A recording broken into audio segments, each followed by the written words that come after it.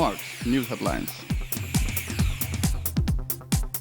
চট্টগ্রামে মিরের সরাইয়ে যাত্রীবাহী বাসকে কাভার্ড ভ্যানের ধাক্কা, কর্ণফুলী পেপার মিলের মহাব্যবস্থাপক সহ 5 জনের মৃত্যু, গুরুতর আহত 20।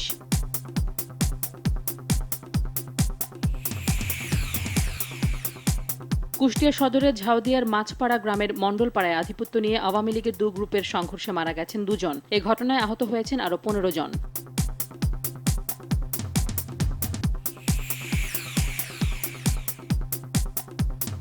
টাঙ্গাইলের ঘাটাইলে সশস্ত্র মুখোমুখি অবস্থানে আওয়ামী লীগের 2 গ্রুপ একই স্থানে একই সময়ে সমাবেশ ডাকায় 144 ধারা জারি করেছে প্রশাসন।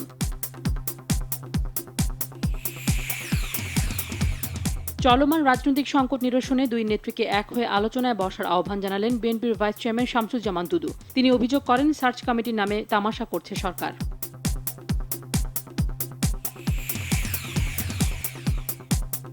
জবাবদিহিতা ও তদারকি না থাকায় রাজধানীর সেন্ট্রাল রোডের রাস্তা সংস্কারের অনিয়মের অভিযোগ। ওয়াসার নতুন পাইপ বসানোর কাজ শেষের কয়েক মাস পেরিয়ে গেলেও রাস্তা পাকা না করায় ক্ষোভ জানালেন এলাকাবাসী।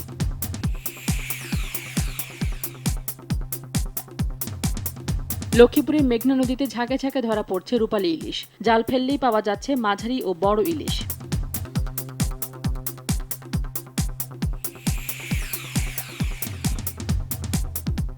যুক্তরাষ্ট্রের ওয়াশিংটনের বার্লিংটন শহরের ক্যাসকেড শপিং মলে অজ্ঞাত বন্দুকধারীর গুলিতে নিহত হয়েছেন অন্তত 4 জন, আহত আরও 2 জন। পুলিশ ঘটনাস্থলে পৌঁছানোর আগেই পালিয়ে যায় হামলাকারী।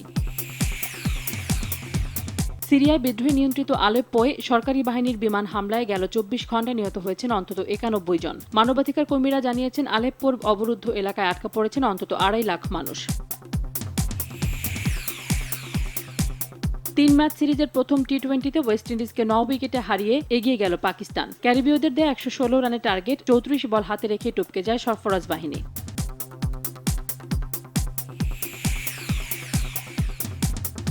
স্প্যানিশ লা লিগে আলাদা ম্যাচে রাতে মাঠে নামছে জায়ান্ট বার্সেলোনা ও রিয়াল মাদ্রিদ। আজ নেই মেসি, আক্রমণভাগে নির্ভর জিদান। খেলা শুরু রাত 8:15টায়।